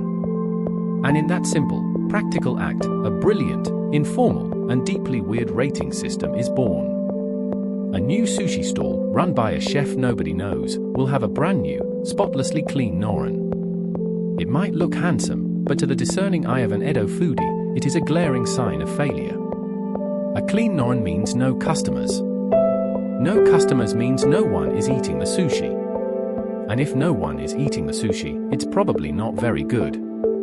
You walk right past that stall. Further down the street, however, you see another yatai. The noren hanging from its frame is a different story entirely. It is a Jackson Pollock of culinary history. It is stiff with dried soy sauce. There are dark, greasy patches from the oils of countless pieces of mackerel and eel. It is, to be blunt, disgustingly, profoundly filthy. And your eyes light up. This is the place. This is the beautiful, paradoxical logic of the yatai noren. A dirty curtain is a badge of honor. It is a crowdsourced, 5-star review rendered in grease and grime. Every single stain tells a story of a satisfied customer. That dark smudge is from a sumo wrestler who just ate 10 pieces of fatty tuna. That collection of lighter drips is from a group of merchants who celebrated a successful deal with a round of squid. The dirtier the noren, the more popular the stall. The more popular the stall, the better the sushi must be. It is the most honest and transparent restaurant review system imaginable. Forget likes and shares, the ultimate metric of viral success in the Edo food scene was the stain accumulation rate of your shop's curtain. It was analog data at its most visceral. You can just imagine a young, ambitious chef, closing up after a slow night, looking with a heavy heart at his own pristine noren and dreaming of the day when it would be respectably, profitably, gloriously filthy. Now, while this story of the dirty noren is a beloved piece of urban folklore, some social historians debate just how literal and conscious this rating system truly was. Was it a universally understood sign that customers actively sought out, with people genuinely thinking, that curtain is a biohazard, the food must be divine? Or was it more of an incidental byproduct of a simple lack of napkins, a phenomenon that later became romanticized into a legend? It's a fun debate. Did savvy customers really seek out the dirtiest curtain, or did they simply head for the stall that already had the biggest, most energetic crowd? It's most likely that the crowd and the good reputation came first, and the dirty noren was simply the inevitable and unavoidable physical evidence of that success. Over time, the evidence itself became the symbol. It wasn't that the dirtiness caused the popularity, but it was the most reliable proof of it. So, as a knowledgeable adult, you use both signals. You see the large crowd jostling for position at Hanaya Yohei's stall, and your observation is confirmed by the state of his noren, which looks like it has survived several wars and a natural disaster. You know you are in the right place. You have navigated the complex social codes of the city and identified the master. You squeeze into the crowd, ready for your meal, confident in the knowledge that you are about to eat at a place so good that thousands of people have wiped their hands all over it. It is a comforting, if slightly unsettling, thought. The humble noren, a symbol of pristine pride for an old-world shop, has been completely transformed by the practical, messy, and democratic culture of the street stall. Here, it is not a symbol of a long history, but a real-time ledger of yesterday's success, a grimy invitation to taste what everyone is talking about tonight. You have successfully navigated the complex social maze of the Edo yatai. you have chosen the stall with the most disgracefully filthy norin, a sure sign of its excellence. You have taken your place at the counter, and you have demonstrated your knowledge of the unwritten rules. You are ready to eat. So, what magnificent, exotic delicacy will be your reward for such savvy urban maneuvering? A rich, buttery slice of Norwegian salmon? A creamy, decadent tongue of sea urchin from the northern island of Hokkaido? Perhaps a delicate piece of yellowtail flown in from the warmer southern waters? No. You must immediately and completely erase the modern sushi menu from your mind. To ask for any of those things at Hanaya Yohei's stall would be like walking into a rustic Italian trattoria and demanding a cheeseburger and fries. You would be met not just with confusion, but with a deep, profound, and possibly aggressive sense of bewilderment. The menu here is dictated by a single, powerful philosophy, the very one that gives this new style of sushi its name, edame. It is the philosophy of the local. The menu is the bay. The daily specials are whatever the fishermen pulled from the waters in front of Edo that very morning. This is not a global cuisine, it is a hyperlocal snapshot of a specific time and a specific place. The toppings, the nita, are a celebration of the humble, everyday bounty of the sea right on the city's doorstep. So, let's see what Yohei is serving tonight. He starts you with the undisputed king of edamame toppings, the fish that was the truest test of any sushi chef's skill, koeda, or gizzard shad. This is not a glamorous fish. It's small, silvery, and notoriously oily. Eaten completely raw, it can have a strong, unpleasantly fishy taste. But in the hands of a master like Yohei, it is transformed. This is a quirky but essential tidbit of the sushi world. A chef's entire reputation could be built upon their skill with this one, humble fish. The process is a delicate, high-wire act of culinary alchemy. The fish must be filleted, deboned, and then cured in a precise balance of salt and rice vinegar. The timing is everything. Too little salt, and the fish remains raw and strong-tasting. Too much, and it becomes tough and leathery. The curing time changes depending on the size of the fish, the season, and even the humidity in the air on that particular day. It is a testament to the chef's waza, their technique, and deep knowledge. Yohei places the finished piece before you. The silver skin has been scored with a beautiful crosshatch pattern. The flesh is no longer raw, but is firm, succulent, and has a complex flavor that is both savory and tangy, with just a hint of the sea. It is sublime. Next, from a simmering pot at the corner of his stall, Yohei lifts a long, dark strip of anago, or saltwater eel. Unlike its freshwater cousin, unagi, which is usually split, grilled over charcoal, and served on its own, anago is a much more delicate creature. Yohei has simmered it for hours in a broth of soy sauce, sweet mirin rice wine, and sake, until it is impossibly tender. He paints it with another layer of this thick, sweet sauce, the nitsu, and places it on a pillow of rice.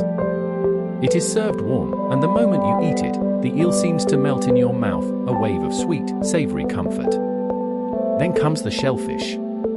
A piece of hamaguri, a hard-shell clam, which has been quickly boiled and brushed with that same sweet sauce. A slice of taco, or octopus, also boiled to the perfect point of tenderness, so it is pleasantly chewy but not at all rubbery. You watch as he expertly prepares a single ibai, a local prawn. He skewers it, boils it for just a minute until it turns a brilliant reddish-orange, and then butterflies it neatly to lay flat on the rice. The preparation is simple, designed only to enhance the natural sweetness and texture of the seafood itself. There are no heavy sauces or complex spices to mask the flavor. The quality of the ingredient is paramount. And now for the great, shocking twist in our story. This is the moment where the Edo-period palate diverges most dramatically from our own. A fisherman brings a massive tuna, a maguro, to the market. It's a huge, powerful, bloody fish, difficult to butcher and handle. And in the eyes of the Edo foodie, it is, for the most part, low-class trash fish. This is the central, mainstream fact of the historical sushi hierarchy, and it is the complete inverse of today's.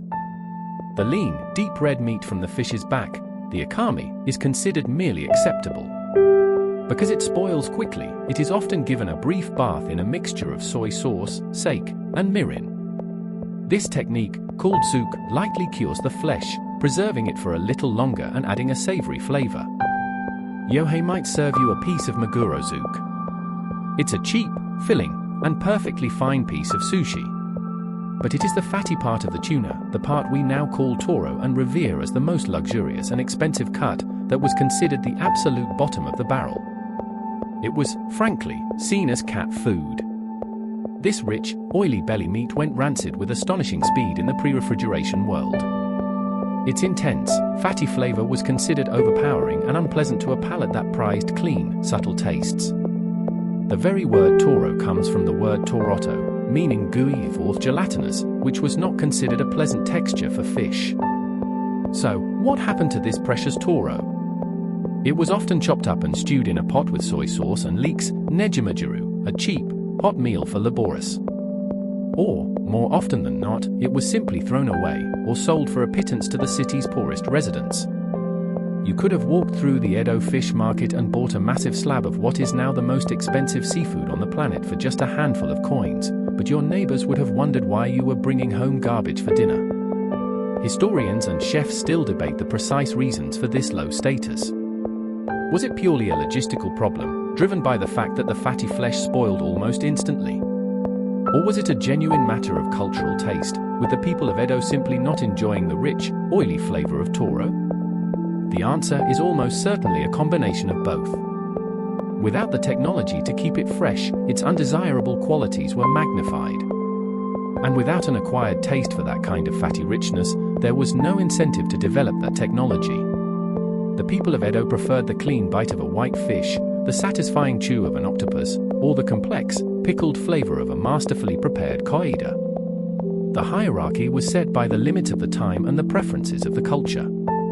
The idea that someone would one day pay a fortune for a single, raw, unadulterated slice of fatty tuna belly would have been the most hilarious and unbelievable joke you could tell at a yatai stall. The world of Hanaya Yohei, with its bustling yatai, its unwritten rules, and its hyperlocal Edomi menu, became the blueprint for sushi in Tokyo for the next century. His invention was so perfectly suited to the city's character that it became an inseparable part of its identity. Through the tumultuous fall of the Tokugawa shogunate in 1868, through the breathtakingly rapid modernization of the Meiji Restoration that followed, nijirazushi remained a constant. Edo was renamed Tokyo, the Eastern capital. Samurai were replaced by bureaucrats in Western suits, and railways began to crisscross the nation. Yet, sushi remained stubbornly, proudly, a Tokyo specialty. A visitor from Osaka or Kyoto in the year 1900 would have still considered nijirazushi a curious local custom, a regional dish belonging to the fast-paced citizens of the capital, much like a Philadelphian thinks of a cheesesteak or a New Yorker thinks of their pizza. It was famous, it was beloved, but it had not yet conquered the nation. For that to happen, the city that birthed it would first have to be almost completely destroyed. Let us travel forward in time, to a warm, late summer day. The date is September 1st, 1923. The city of Tokyo is a vibrant hybrid of the old and the new. The bones of old Edo are still there in the winding residential alleys and the thousands of wooden houses and shops. But now, grand, European-style brick buildings line the main boulevards, electric trams clang their way through the streets, and a new, modern energy buzzes in the air. It is just before noon. The city is preparing for its midday meal. In countless homes and restaurants, families and workers are lighting their small charcoal stoves, their hibachi, to cook rice or grill fish. The air smells of coal smoke from the new factories and the familiar, comforting aroma of food. It is a perfectly ordinary day. And then, at 2 minutes to noon, the world ends. Without warning, the ground gives a colossal, violent lurch. It is not a tremor or a shake, it is a brutal, horizontal shove, as if the entire Kanto plain has been whipped out from under the city like a tablecloth. This is the Great Kanto earthquake, a massive tremor with a magnitude of approximately 7.9. The sound is a deafening, terrifying roar, the sound of the earth itself tearing apart, mixed with the groaning of a million timbers and the shattering of a million roof tiles. The grand brick buildings in the modern districts crack and crumble into the streets. The traditional wooden houses, designed to be flexible, sway violently before collapsing into heaps of splintered wood and paper. This initial devastation, as terrible as it is only the prelude. The true horror begins with the fires. Across the city, the thousands of lit charcoal stoves used for cooking lunch have been overturned, spilling their red-hot contents onto tatami mats, wooden floors, and paper screens. Small fires ignite, dozens of them, then hundreds. At that very moment, a typhoon is churning off the coast, generating powerful, unpredictable winds that whip across the plain. These winds fan the small blazes into roaring firestorms. The fires merge, creating infernos of unimaginable scale and intensity that sweep through the densely packed wooden neighborhoods with the speed of a tidal wave. The sky, which moments before had been blue, turns a sickly, smoky brown, and then, as night falls, it glows with a terrifying, apocalyptic orange. The firestorms become so intense they create their own weather systems, spawning monstrous fire tornadoes that dance through the ruins, incinerating everything in their path. For nearly 2 full days, the city burns. When the smoke finally begins to clear, the extent of the devastation is difficult to comprehend. The vibrant metropolis of Tokyo, along with the nearby port city of Yokohama, has been almost completely erased. It is a flat, smoldering wasteland, a blackened desert of ash and rubble stretching for miles. Over 100,000 people have lost their lives. Millions are homeless. The bustling fish market at Nihonbashi, the heart of the Edo-period world, is gone. The Yatai-line streets of Rigoku and Asakasa are gone. The entire physical and social infrastructure that had supported the culture of sushi for a century has vanished in a storm of fire. In this moment of profound tragedy, a great and unforeseen migration begins. You are a sushi chef. Your entire life was your small yatai. It, along with your home and all your possessions, is now a pile of ash. Your customers, your neighbors, your suppliers, they are either dead or have fled. There is no work here. There is no fish market. There is no city left to feed. So, with nothing but the clothes on your back and perhaps your precious set of knives that you miraculously saved, you make a heartbreaking decision. You leave Tokyo. You join the thousands of other displaced artisans, craftsmen, and laborers, and you head for any place that is still standing. You get on a train and go back to your family's ancestral village in the countryside, or you move to another major city like Osaka, Nagoya, or even further afield, seeking any opportunity to work and rebuild your life. And when you arrive in your new home, a stranger in a strange land, you bring with you the only thing of value you have left, your skill. Your deep, ingrained knowledge of the art of edamame nijirazushi. You find a small corner on a busy street or get a job in a local eatery, and you start to practice your craft. The locals, accustomed to the old-style pressed oshizushi, watch you with curiosity. They see your lightning-fast hands. They see you form the warm rice, dab it with wasabi, and press the fresh slice of fish on top. They taste it.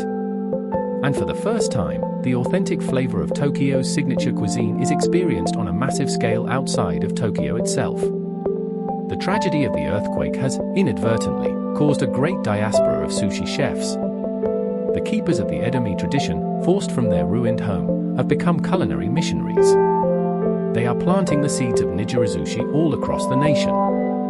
Historians often debate the long-term meaning of such a cataclysmic event.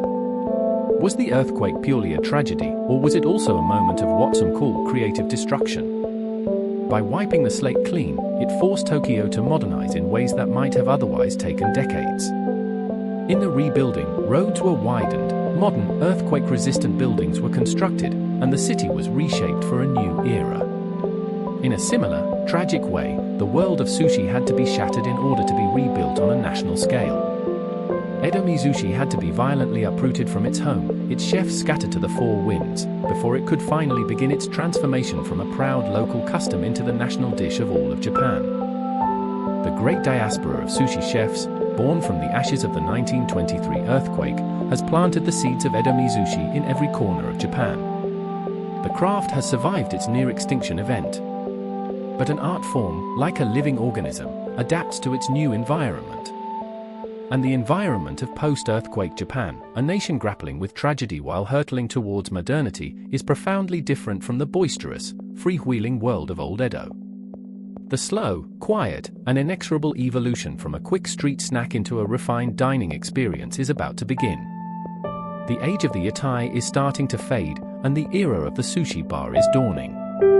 As Tokyo is rebuilt and other Japanese cities continue to modernize, a new civic consciousness emerges. The old, chaotic, and charmingly unregulated world of the Edo street stall begins to look out of place. City planners are designing wider roads, creating more organized public spaces, and, crucially, implementing new regulations regarding public hygiene. The health crises that followed the earthquake have made everyone acutely aware of sanitation. Suddenly, a communal soy sauce brush and a curtain that has been used as a napkin by 1,000 strangers looks less like a beloved tradition and more like a public health risk. People started preferring chefs who had at least a passing familiarity with soap and water. The cultural tide is beginning to turn against the very things that defined the yatai experience. At the same time, a new social class is coming into its own. This is a mainstream historical fact of the Taisho and early Showa periods. Japan saw the rise of a modern, urban middle class. These were salarymen, department store clerks, and educated professionals who had disposable income and a growing appetite for modern leisure, including dining out. They were drawn to experiences that felt clean, respectable, and sophisticated. They wanted to take their families to a place where they could sit down and enjoy a meal in comfort. The raucous, stand-up-only, male-dominated world of the street stall was not what they were looking for. The market was now demanding a different kind of venue. You, as a loyal customer, have followed this transition firsthand. Your favorite sushi chef, a man who fled the ruins of Tokyo, used to operate a simple yatai on a noisy corner. But he has managed to save up enough money to rent a tiny, permanent shop space in a covered market or a quiet side street. You go to visit him at his new establishment. The first thing you notice is the profound luxury of a door. You step inside, leaving the noise and the dust of the street behind. The space is small, perhaps no larger than his old cart, but it is calm and clean. And there, in the middle of the room, is the most revolutionary piece of furniture you could imagine in this context, a stool. You can actually sit down. The invention of the stool was nearly as revolutionary for the sushi experience as the invention of nigiri itself. The ability to eat your meal without also getting a cramp in your leg was considered the very height of modern luxury. The heart of the experience, however, has been preserved. The new shop is built around a simple, L-shaped wooden counter. The chef, the itami, still stands on the other side, working directly in front of you. The intimate, theatrical connection between the creator and the consumer, the great legacy of the yatai, remains intact. But the dynamic has shifted. You are no longer just a transient customer in a jostling crowd. You are a guest. He is no longer just a street vendor, he is the proprietor of an establishment. The pace is a little slower. You can savor each piece. You can have a quiet conversation with the chef, asking him what is particularly good today. The meal becomes less of a frantic refueling and more of a civilized, enjoyable experience. With this move indoors comes a wave of small but significant refinements. On the counter in front of you, the chef places your nigiri not directly on the wood, but on a small, raised wooden platform. This is a quirky and wonderful innovation from this transitional period, a miniature wooden serving platter that looks like a tiny Jita sandal. This simple object serves several purposes. It elevates the sushi, presenting it to you like a small sculpture, a piece of edible art. It creates a clean, hygienic barrier between the food and the counter.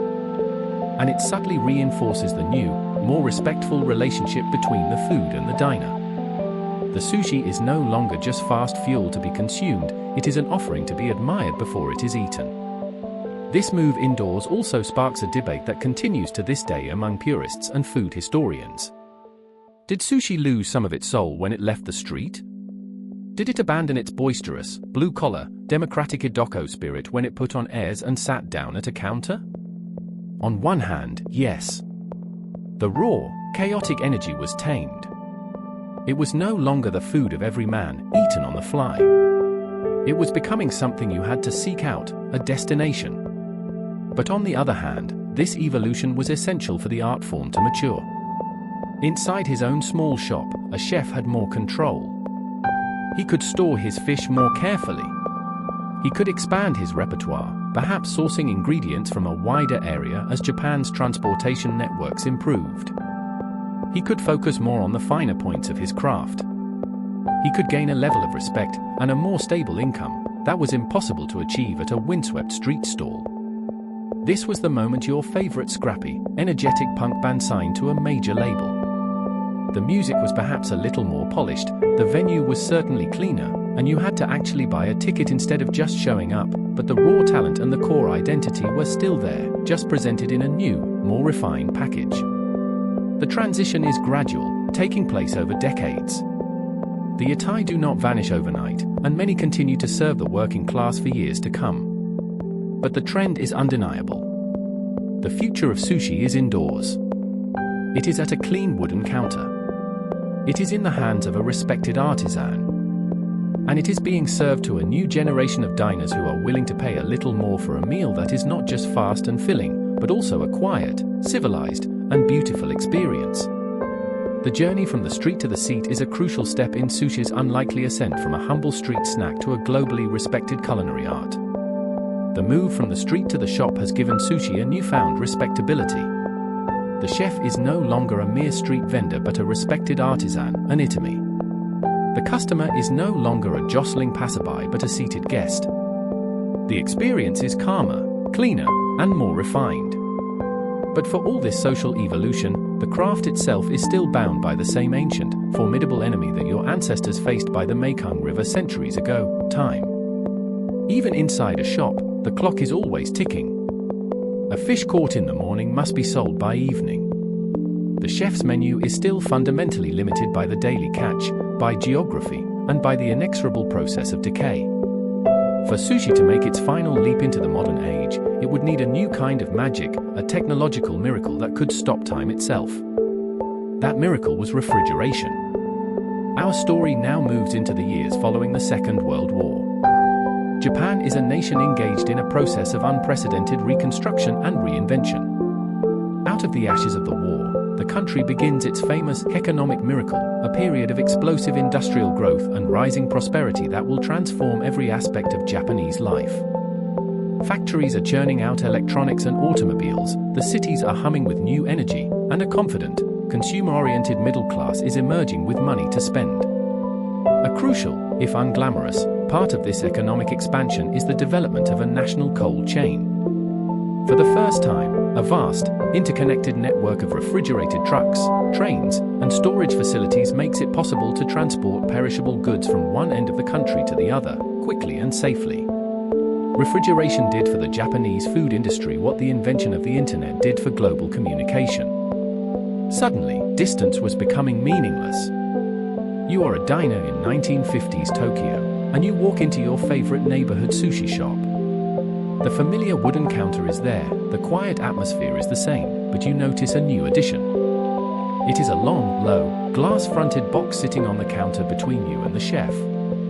Inside, resting on a clean wooden board, is the most beautiful array of seafood you have ever seen. This quirky but brilliant invention is the refrigerated sushi display case, the Edo-period. It is a game changer. It not only keeps the fish at a perfect, stable, chilled temperature, vastly improving its freshness and safety, but it also transforms the dining experience. It is a window into the chef's pantry, a theater of freshness. You no longer have to guess what's available. You can see the deep red of the tuna, the pearly white of the squid, the vibrant orange of the clams, all displayed like jewels in a case. The invention of the Edo-period finally answered the age-old customer question, so, what's good today, with a simple, elegant point of the finger. The impact of this technology is immediate and profound. The chef is liberated from the tyranny of the daily catch. He can now buy more fish, confident that he can keep it in perfect condition for longer, reducing waste and increasing the variety he can offer. And that variety is about to explode beyond the wildest dreams of an Edo-period fisherman. A refrigerated truck pulls up to the shop, having driven from an airport. Inside is a chilled styrofoam box, and inside that, packed in ice, are fat, sweet scallops, hot ate from the cold northern waters of Hokkaido. Another delivery brings glistening horse mackerel, oji, from the southern island of Kyushu. The Edo-me philosophy, the noble idea of eating only what was caught in front of Edo, is officially over. It has been replaced by a new philosophy: eat the best of what is caught in front of all of Japan. The menu at your local sushi counter is becoming a greatest hits album of the entire Japanese archipelago. This, of course, sparks a debate that continues to this day among sushi purists. Is a piece of nigiri made with a topping from 1,000 miles away truly sushi in the traditional sense? Has the craft lost its soul, its deep connection to a specific place? Or is this a natural and exciting evolution, allowing chefs to create a better, more diverse experience for their customers? It is a fascinating question that pits the historical, place-based definition of sushi against its new, technologically enabled, national reality. But no single story illustrates the revolutionary power of refrigeration more dramatically than the redemption of the tuna. Let us revisit our old friend, maguro, the fish that was once considered trash. Remember, the fatty belly, the toro, was despised primarily because its high fat content made it spoil with incredible speed, turning it into a smelly, rancid mess. But with refrigeration, that problem is completely solved. The cold preserves the delicate fats, preventing them from going bad. The logistical barrier has been removed. At the same time, the Japanese palate itself is changing. The post-war diet, with its increasing influence from the West, includes more meat, more butter, more fat. People are developing a taste for richer foods. One day, the chef places a piece of nigiri in front of you that looks different. The fish on top is not a deep, uniform red. It is a pale, delicate pink, marbled with intricate, beautiful veins of pure white fat. This is toro. You have heard of it, perhaps, as a cheap stew ingredient, but you have never seen it served raw like this. You pick it up and eat it. The experience is a revelation. It is not fishy. It is not tough. It is not smelly. It is a wave of pure, decadent flavor. The moment it hits your tongue, the fat begins to melt from the warmth of your mouth, releasing a sweet, buttery richness that coats every surface. It is so tender it requires almost no chewing. It simply vanishes, leaving behind a lingering, luxurious aftertaste. The great toro bull market has just begun. This once despised cut of fish, formerly thrown to the cats or sold for pennies, begins its meteoric ascent. Its price starts to climb. And then it climbs some more. Chefs compete to buy the best, fattiest cuts from the biggest fish. The old hierarchy of fish has been completely and permanently inverted. The humble, skillfully prepared koeda is still respected by connoisseurs, but the new king, the ultimate symbol of luxury and extravagance at the sushi counter, is toro. You can almost imagine an old man, who grew up in the Edo tradition, watching a wealthy businessman in the 1960s pay a fortune for a single piece of fatty tuna and muttering to his grandson, "You know, back in my day, we used that stuff to grease the wheels of our carts." The magic of refrigeration had not just changed the sushi menu, it had turned the entire culinary world upside down. Inside the post-war Japanese sushi bar, the art form has reached a kind of perfection. Technology has conquered time and distance. The chef, a master of his craft, has an entire nation's bounty at his fingertips.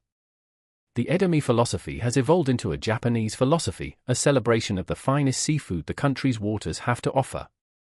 The journey could have ended here, with sushi as a perfected, national cuisine, a treasure to be enjoyed within Japan's borders. But an idea as powerful as this, one that has already survived fermentation, civil wars, earthquakes, and the complete inversion of its own values, is not one to sit still. It is ready for its final and most ambitious journey, to cross the vast Pacific Ocean and conquer the world. Our story's last chapter begins, perhaps unsurprisingly, in Los Angeles, California, in the mid-1960s. This is the mainstream fact that marks the beginning of sushi's American adventure. In 1966, a restaurant named Kawafuku opened in the Little Tokyo neighborhood of LA. It is widely credited as the first place to serve traditional, authentic nigiri sushi in the United States. Its early clientele consisted almost exclusively of Japanese expatriate businessmen, executives from companies like Sony and Honda, who were homesick for a familiar taste. For the few adventurous Americans who wandered in, it was an exotic, intimidating experience, a quiet counter, a Japanese-speaking chef, and small, strange pieces of raw fish served on rice. Sushi had arrived in America, but it was still speaking a language that most Americans didn't understand. The average American palate in the 1960s and 70s was not prepared for the subtleties of Edo-period sushi. The idea of eating raw fish was, for many, deeply unsettling. And the dark, papery seaweed, the nori, was visually unappealing, often associated with something you might find washed up on a beach. For sushi to break out of the niche market of Japanese businessmen, it needed an ambassador. It needed a translator. It needed a Trojan horse to smuggle the foreign concepts of vinegared rice and seaweed into the mainstream American diet. That Trojan horse was the California roll. Here, in a Los Angeles kitchen in the late 60s or early 70s, another unnamed chef has another brilliant, impatient idea. Often credited to a chef named Ichiro Mishita, this invention was born from a keen understanding of the local customer. He needed to create a piece of sushi that addressed all the American anxieties. First, the raw fish had to go. So he replaced it with a safe, familiar ingredient, cooked crab meat. Next, he needed a creamy, fatty element to give the roll a rich mouthfeel. This is the quirky tidbit at the heart of the invention. He found the perfect substitute for the luxurious texture of toro in a local vegetable. He used avocado. Its fatty, buttery consistency was a brilliant botanical mimic of the prized tuna belly. He added a strip of cool, crunchy cucumber for texture. But the final stroke of genius was a cosmetic one.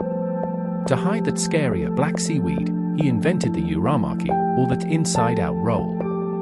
He put the sheet of nori on the inside, wrapped around the fillings, and put the sticky rice on the outside, often rolling it in sesame seeds or fish roe. The finished product looked familiar and benign. It was a neat, round package of rice, with no strange black paper or raw fish in sight. It was the perfect gateway drug. Americans tried the California roll. They discovered that the combination of creamy avocado, savory crab, and tangy rice was delicious. It was friendly. It was safe. And once they had learned to love the container, they became curious about what else this sushi thing had to offer. The California roll did for sushi in America what the Beatles did for British rock music. It was the charming, handsome, and wildly popular ambassador that kicked the door open for everything that followed. This invention, of course, created a massive rift in the sushi world that persists to this day. A great debate was born. Is the California roll, and its countless creative descendants like the spicy tuna roll, the dragon roll, and the Philadelphia roll with its cream cheese, a brilliant act of culinary diplomacy that introduced a new cuisine to millions of people? Or is it an inauthentic imitation sushi, a corruption of the purity and simplicity of the Edo-period art form? This debate is a testament to how far sushi has come. A humble street food, once sold from a cart to hungry laborers, was now the subject of intense international arguments about authenticity. The very existence of the argument was a sign of its incredible success. From the 1980s onward, sushi explodes. Fueled by Japan's booming economy, which made Japanese culture seem cool and sophisticated, and a growing global interest in healthy eating, sushi bars began to pop up in every major city on Earth. New York, London, Paris, Sydney, suddenly, the art of nigiri was everywhere. The journey was finally complete. A food born from a desperate need to preserve fish in a hot, humid climate had traveled through time and across cultures, transforming at every step. It was a tax payment, a disposable wrapper, a regional fast food, a national dish, and now, a global phenomenon. It had adapted, evolved, and reinvented itself time and time again, all while holding on to the core, central idea of fish and rice, perfectly balanced. That simple, clever idea, first conceived by a nameless fisherman on the banks of the Mekong, had, against all odds, conquered the world. And so, our long journey through time comes to a gentle close. We can now let the vibrant, noisy streets of Edo fade into a soft, distant memory. The sharp, booming voice of Hanaya Yohei and the rhythmic tap of his knife on the cutting board can now fall silent. The flickering light of 1,000 yatai lanterns can dim and go out, one by one. Imagine all of the history we have traveled through, all of the flavors and sights and sounds, now condensing into a single, peaceful point of light, a quiet star in the deep, dark night of the past. The journey is over. The story has been told. Let your mind drift away from the past now, and come to rest gently, right here, in the quiet comfort of your own space. Feel the gentle weight of your body sinking into the softness of your bed. Let go of the story of the pungent nerazushi and the miraculous invention of vinegar. Let go of the image of the great earthquake and the silent, refrigerated display case. These are just stories now, and their purpose is done. Their purpose was to guide you, ever so gently, to this exact moment of peace, this threshold of sleep. There is nothing left to learn, nothing left to figure out. The only thing that remains is to rest. Notice the quiet, easy rhythm of your own breathing. A slow, effortless inhale, and a long, soft, complete exhale. Each breath is a gentle wave, washing over you, carrying you further and further away from the shores of wakefulness. Each breath softens the muscles in your face, in your jaw, in your shoulders. There is a deep, heavy stillness settling over you, a comfortable and welcome weight. The day is done.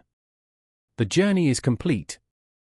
You have given your mind a long and winding path to follow, and now it has arrived at its destination, a place of deep, quiet, and untroubled rest. Allow yourself to drift. Allow the last fragments of thought to dissolve into the quiet darkness. There is only the gentle rhythm of your breath, and the profound, peaceful silence of the night. Now, just sleep.